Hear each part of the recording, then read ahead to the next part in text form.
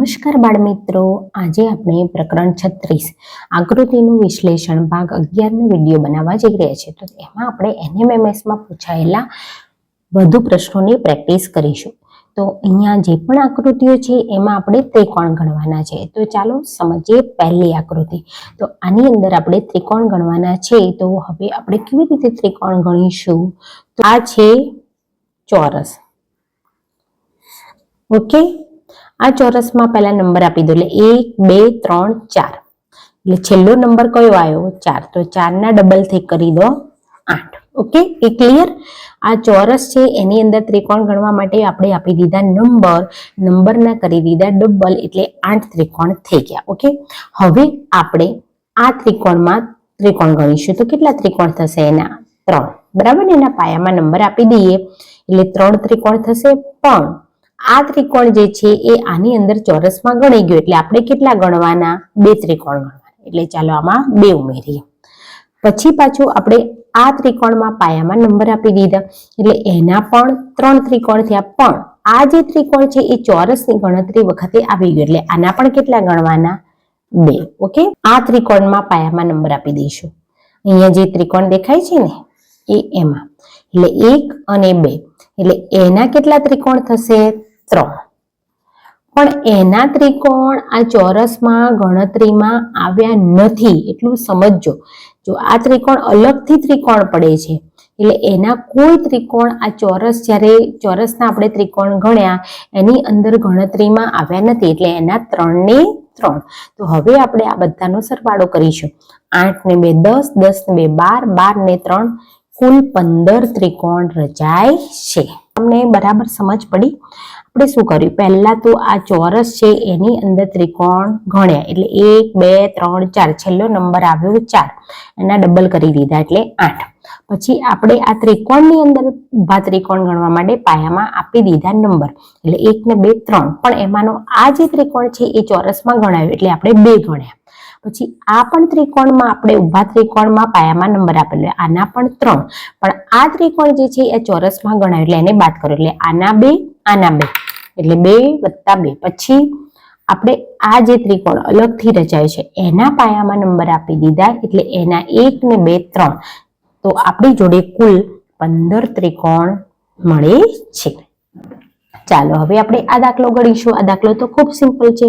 પાયામાં આપેલો નંબર કરી દો એમને સરવાળો. 1 ને 2 3, 3 ને 3 6, 6 ને 4 10. તો કુલ કેટલા ત્રિકોણ રચાય છે? 10 ત્રિકોણ રચાય છે. ચાલો હવે આપણે આ આકૃતિમાં સમજીએ કે કેવી રીતે ત્રિકોણ ગણવા. તો ચાલો પહેલા તો અહીંયા આપી દો પાયામાં નંબર. ઓકે, તો અહીંયા ઊભા ત્રિકોણ 3, એ જ રીતે અહીંયા પાયામાં નંબર આપી દો, એટલે આના ઊભા ત્રિકોણ 3. એ જ રીતે અહીંયા નંબર આપી દો, એટલે આના ઊભા ત્રિકોણ 3 અને આના ઊભા ત્રિકોણ 3. બરાબર? હવે આપણે અહીંયા જોઈશું કે આના સિવાયના બીજા કયા કયા ત્રિકોણ રચાયેલા છે. તો અહીંયા તમે જોશો તો અહીંયા 3 3 6 3 9 3 12 એટલા ત્રિકોણ તો બની જ ગયા છે. એના સિવાયના તમને કયા ત્રિકોણ દેખાય છે? 3 ને 3 6, 3 ને 9 12. બરાબર? અને હવે જુઓ, આ બંને ભેગા થાય છે એટલે એક આ ઊંધો અને એક સીધો, એટલે 2 અહીંયા, અને એ જ રીતે અહીંયા પણ 2, એટલે અહીંયા 2 અહીંયા 2, એટલે 4. એટલે 12 માં 4 ઉમેરો એટલે કેટલા ત્રિકોણ રચાય છે? તો 16 ત્રિકોણ રચાય છે. અને બીજી રીતે આપણે જો આને બહુ ઇઝી રીતે ઉકેલવો હોય તો તમે અહીંયા જુઓ, આ શું છે? ચોરસ. એમાં આપી દો નંબર. તો છેલ્લો નંબર કયો આવ્યો? 4. તો 4 ના ડબલ 8. એવી રીતે આ પણ શું છે? ચોરસ.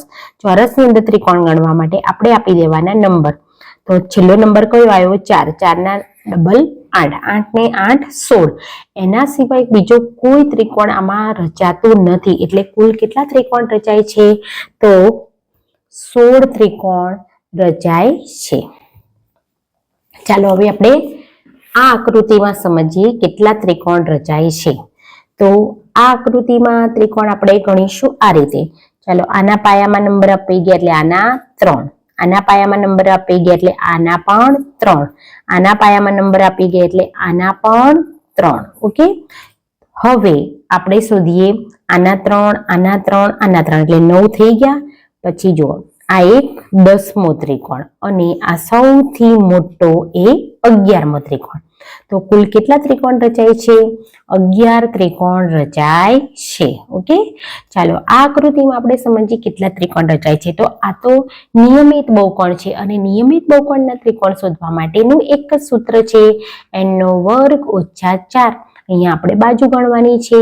કેટલી બાજુ છે? તો 1 2 3 અને બીજા ત્રિકોણની પણ 3 એટલે કુલ કેટલી બાજુ? n એટલે બાજુ. તો 6 બાજુ એટલે 6 નો વર્ગ ઓછા 4 એટલે 36 માંથી 4 બાદ કરો એટલે 32 ત્રિકોણ મળે. તો નિયમિત બહુકોણ હોય ત્યારે એની બાજુઓ ગણી લેવાની. તો 2 ત્રિકોણ છે એટલે 6 બાજુ એટલે 6 નો વર્ગ એમાંથી 4 બાદ કરો એટલે 32 ત્રિકોણ મળે. ચાલો આપણે આ આકૃતિમાં સમજીએ કેટલા ત્રિકોણ મળે છે. તો અહીંયા આપણે ચોરસ છે. ઓકે, એટલે ચોરસમાં આપી દીધા નંબર એના ડબલ. અહીંયા પણ ચોરસ છે એટલે એને આપી દીધા નંબર એના કરી દો ડબલ. એટલે 8 વત્તા 8 થઈ ગયા. પછી આ બંને ભેગા થવાથી જુઓ અહીંયા એક આ ત્રિકોણ રચાયો અને એક આ ત્રિકોણ રચાયો એટલે 16 ને 2 18 ત્રિકોણ બને છે. ચાલો આ આકૃતિમાં આપણે સમજીએ કેટલા ત્રિકોણ બને છે. તો અહીંયા આપણે પાયામાં આપી દેવાના છે નંબર. આ ત્રિકોણ છે એટલે પાયામાં નંબર આપે એટલે આના 3, આના પાયામાં નંબર આપી દો એટલે આના 3. ઓકે, એટલે અહીંયા 3 ને 3 6. ઓકે, હવે આપણે અહીંયા જોઈશું તો અહીંયા 6, પછી અહીંયા 7, પછી અહીંયા 8, અહીંયા 9, અહીંયા 10. બરાબર. પછી આપણે અહીંયા જુઓ એકા 11 અને એકા 12. બરાબર ને? કારણ કે જો આ પાયામાં નંબર આપી દીધા ત્યારે આપણને આ 1, આ 2 અને આ 3 ત્રિકોણ ગણી ગયા. આ પાયામાં નંબર આપે એટલે આ નાનો 1, આ નાનો 2 અને આ નાના 3 એટલે 3 ને 3 6 ગણ્યા. પછી આ ત્રિકોણ ક્યાંય ગણાયો નતો એટલે આપણે આ 7, 1, 8, પછી 9, 10, 11, 12 એટલે કેટલા ત્રિકોણ રચાય છે? તો 12 ત્રિકોણ રચાય છે. ચાલો હવે આપણે આ આકૃતિમાં સમજીએ. તો અહીંયા 2 ત્રિકોણ ઊંધા અને સીધા હોય ત્યારે કાંઈ જ નહીં કરવાનું. અહીંયા નંબર આપી દો 3, 4, 5, 6 અને પછી આ 6 ત્રિકોણ તો નાના નાના અને એક આ ઊંધો અને એક આ સીધો એટલે કુલ કેટલા ત્રિકોણ રચાય છે? 8 ત્રિકોણ રચાય છે. પછી આવો સ્ટાર હોય ત્યારે આપણે આપી દેવાના છે નંબર. તો છેલ્લો નંબર કયો આવ્યો? 5. તો 5 ના ડબલ કરી દેવાના એટલે કે 10 ત્રિકોણ રચાય છે. આના પાયામાં નંબર આપે એટલે આના 3, આના પાયામાં નંબર આપે એટલે આના 3. હવે અહીંયા જુઓ એક આ ત્રિકોણ છે એના ઉભા ત્રિકોણ ગણીએ એટલે આના પાયામાં નંબર આપીએ એટલે આના 3. પણ આમાંથી એક ત્રિકોણ ગણાઈ ગયું છે એટલે આપણે બાદ કરીને કેટલા લખવાના? 2. એટલે 6 વત્તા 2 એટલે 8 ત્રિકોણ. હવે આપણે ગણીશું નાના નાના ત્રિકોણ. તો 8 પછી અહીંયા ગણો એટલે આ છે 9. ચાલો હવે આપણે આ આકૃતિમાં ત્રિકોણ સમજીએ. તો કેટલા ત્રિકોણ થાય? તો અહીંયા આપણે જોઈશું. તો આને પહેલા આપણે આપી દઈશું પાયામાં નંબર. કેટલા નંબર થઈ ગયા? 6. તો એના ડબલ કરી દો એટલે 12. ચલો હવે આને પણ નંબર આપી દઈએ એટલે આના 3. આને પણ નંબર આપી દઈએ એટલે આના 3. આને પણ નંબર આપી દઈએ એટલે આના 3. આને પણ નંબર આપી દઈએ એટલે આના 3. તો 12 ને 3 15 ને 3 18 ને 3 21 ને 3 24. પણ હવે આપણે જોવાના છે કે જુઓ આ બંને ભેગા થવાથી એક ત્રિકોણ અહીંયા રચાયો અને આ બંને ભેગા થવાથી એક ત્રિકોણ અહીંયા રચાયો એટલે કુલ 2. એ જ રીતે આ બંને ભેગા થવાથી અહીંયા અને આ બંને ભેગા થવાથી અહીંયા એટલે જો આપણે ગણ્યા હતા પહેલા જુઓ પહેલા આના કેટલા થયા? 6 દુ 12 ચોરસના. પછી આના 3, આના 3, આના 3, આના 3 એટલે એ પણ 12. અને આ બંને ભેગા થવાથી અહીંયા 2 ત્રિકોણ રચાયા છે. એવી જ રીતે અહીંયા પણ 2 એટલે કુલ 4.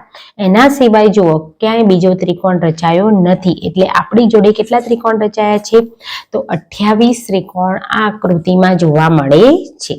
ચાલો હવે આપણે આ દાખલો સમજીએ કે આની અંદર કેટલા ત્રિકોણ છે. તો ચાલો આને આપી દેવાના છે પાયામાં નંબર. આ ત્રિકોણ છે ને એટલે આના 3, આને પણ નંબર આપી દો એટલે આના પણ 3, એટલે 3 ને 3 6 અને એક આ 7મો, એટલે કુલ કેટલા ત્રિકોણ બને છે? તો 7 ત્રિકોણ રચાય છે. ચાલો અહીંયા સમજીએ કે અહીંયા કેટલા ત્રિકોણ બને છે. તો જુઓ અહીંયા આપણે જોઈ લઈએ. તો જુઓ આ એક ત્રિકોણ, પછી આ એક આ બીજો ત્રિકોણ, આ બંનેને ભેગા કરીએ એટલે આ ત્રીજો ત્રિકોણ, પછી એક આ ચોથો ત્રિકોણ, પછી આ બંને ભેગા થાય એટલે આ 5મો ત્રિકોણ, બરાબર ને? અહીંયાથી બંને ભેગા થાય એટલે 5મો ત્રિકોણ. પછી આપણે જોઈશું અહીંયા આ જે છે એ 6થો ત્રિકોણ, બરાબર. પછી આપણે જોઈશું અહીંયા આ જે છે એ 6થો ત્રિકોણ અને આ 7મો ત્રિકોણ અને આ 8મો ત્રિકોણ. જુઓ પહેલા એક આ નાનું ત્રિકોણ એટલે 1, પછી અહીંયા 2, પછી આ બંને ભેગા થઈ એટલે 3, પછી અહીંયા 4, પછી અહીંયા 5, પછી અહીંયા 6, પછી અહીંયા 7 અને આ મોટો 8, એટલે કુલ 8 ત્રિકોણ બને છે. તો બાળ મિત્રો આવી રીતે આપણે વિશિષ્ટ આકૃતિઓમાં પૂછાયેલા પ્રશ્નો ઉકેલવાના થાય છે. તો આ વિડીયોને ખૂબ શાંતિથી જોજો, સમજજો. અહીંયા આપણે પ્રકરણ 36 આકૃતિનું વિશ્લેષણ પ્રકરણ હવે પૂર્ણ કરીએ છીએ. હવે આપણે રવિવારે લાઈવ ક્લાસ લેવાનો છે, જેમાં આનો ટેસ્ટ લાઈવ લેવાનો છે. હવે ટેસ્ટ મૂકવાનું નથી, પણ હું લાઈવ ક્લાસમાં તમને જોડી અને ટેસ્ટ લખવા આપવાની છું. તો તમે બધા જ આ બધા ભાગના વિડીયોને ધ્યાનથી જોઈ લેજો, સમજી લેજો, કારણ કે આપણે હવે રવિવારે લાઈવ ક્લાસમાં આનો ટેસ્ટ લેવાનો છે. તો હવે મળીશું આપણે આપણા લાઈવ ક્લાસમાં. પણ મિત્રો હજુ પણ તમે મારા ચેનલને સબસ્ક્રાઇબ ન કરી હોય તો પહેલા એને સબસ્ક્રાઇબ કરી દેજો, વિડીયોને લાઈક કરજો, તમારા 2-3 મિત્રોને શેર કરજો. ઓકે, ચાલો મળીએ નવા વિડીયોમાં.